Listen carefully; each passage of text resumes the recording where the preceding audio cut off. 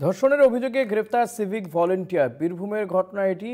প্রথমে ধরে ছেড়ে দিলে নির্যাতিতার অভিযোগের পর ফের গ্রেপ্তার। লিখিত অভিযোগের ভিত্তিতে ধৃতের বিরুদ্ধে মামলা শুরু হয়েছে। ধর্ষণের অভিযোগে গ্রেপ্তার সিভিক ভলেন্টিয়ার। বীরভূমের ঘটনা এটি।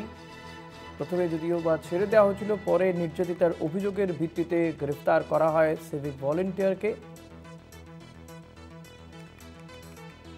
লিখিত অভিযোগের ভিত্তিতে ধৃতের বিরুদ্ধে মামলা শুরু।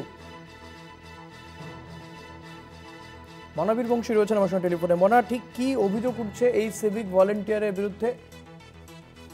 দেখো, যে অভিযোগ সামনে এসেছে তা কিন্তু কার্যত চাঞ্চল্যকর, সেটা বলা যেতে পারে।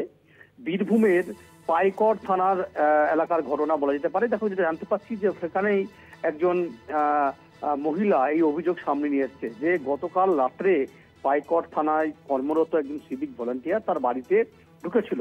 পূর্বে একটি ঘটনা ঘটেছিল, যে ঘটনার প্রেক্ষিতে এই মহিলা মামলা করেছিল। খুব স্বাভাবিকভাবেই সেই অভিযোগটি বারবার করে তোলার জন্য তাকে ফোর্স করছিল। এবং যেটা আরো অভিযোগ, সেটি হচ্ছে গতকাল রাত্রেই ওই মহিলাকে অস্ত্র দেখিয়ে, ভয় দেখিয়ে তাকে শারীরিক নির্যাতন করেছে। এমনটা কিন্তু গুরুতর অভিযোগ। তারপরেই বিষয়টি চিৎকার চেঁচামেচি করতেই মহিলার পরিবারের লোকজন বেরিয়ে উঠে যায়। তারপরেই এই সিভিক ভলেন্টিয়ার তাকে কিন্তু ধরে ফেলে। তারপর পুলিশকে খবর দেয়, পুলিশ ঘটনাস্থলে যায় এবং গিয়ে তাকে আটক করে থানায় নিয়ে যায়। পরবর্তী পর্যায়ে যেটা অভিযোগ, যে পুলিশ নাকি এই ঘটনায় কোনো রকম কোনো কিছু ভোগকে পড়েনি, কাজেই সিভিক ভলেন্টিয়ারকে নিয়ে ছেড়ে দেওয়া হয়।